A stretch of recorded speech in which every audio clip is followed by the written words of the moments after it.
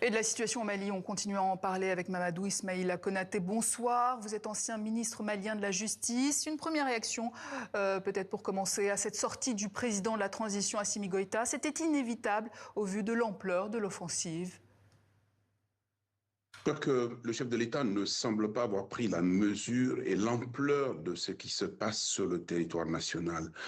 On est ravagé par les actes de terrorisme les pires qu'il y a dans le monde et l'épicentre du terrorisme s'est déplacé dans le Sahel et particulièrement a pris le siège du Mali et de Bamako. Pendant très longtemps, c'était le nord qui était attaqué, le centre ensuite, et aujourd'hui, c'est la garnison militaire la plus importante et qui aujourd'hui est le lieu de stationnement de l'ensemble des armements, des armes et des armées du Mali, et là où habite le chef de l'État lui-même qui a été attaqué.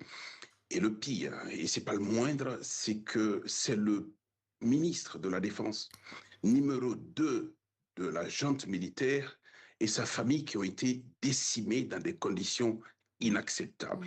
Se cacher pendant 3 jours et apparaître le 3e jour pour venir nous dire aujourd'hui que ce qu'il y avait de mieux à faire, c'était de recevoir l'ambassadeur de Russie, j'ai rien contre la Russie, au Mali en premier, et faire une parade dans un hôpital où véritablement des gens se sont retrouvés blessés et blessés dans leur âme, dans leur chair et dans leur esprit. Je crois que le peuple du Mali est orphelin aujourd'hui. Alors d'ailleurs, l'allié russe n'avait rien pu faire cette fois-ci. Est-ce que la promesse sécuritaire de Moscou est en train de s'effriter ? Mais elle n'a jamais été une réalité de toute manière. La première version de cette présence russe s'est faite par Wagner. Et vous avez vu tous les ravages dont se sont rendus coupables les militaires, les miliciens de Wagner. Par la suite, Wagner a passé la main à Africa Corps. Et Africa Corps a été l'armée qui a permis donc à l'armée nationale du Mali de reprendre Kidal et de garder Kidal pendant un moment. Et hier, quand ils ont été assiégés, la première des choses, c'était de négocier sa reddition, de laisser l'armée nationale du Mali en plomb et de faire en sorte aujourd'hui que les rebelles et les terroristes unis, dans une dynamique inacceptable, aient repris la ville de Kidal pour la sortir donc du giron national. Et là encore, on ne peut pas parler d'intégrité du territoire national, on ne peut pas parler d'unité, on ne peut pas parler de sécurité. Voilà les 3 options que ces militaires se sont emparés du pouvoir en République du Mali le 18 août 2020 pour dire qu'ils étaient donc les meilleurs ripostes à ce niveau-là. Et aujourd'hui, ils sont véritablement un échec total, une défaillance. Il n'est plus inadmissible que cette armée, cette junte militaire soit à la tête de l'État du Mali. Est-ce que ça veut dire que vous n'avez pas été surpris par l'ampleur de ces attaques et cette coalition FLA-JNIM ? Quand j'entends le chef de l'État tout à l'heure parler donc d'attaques terroristes majeures et qui a été perpétrée non seulement par des terroristes mais aussi par leurs sponsors, la situation n'a pas changé.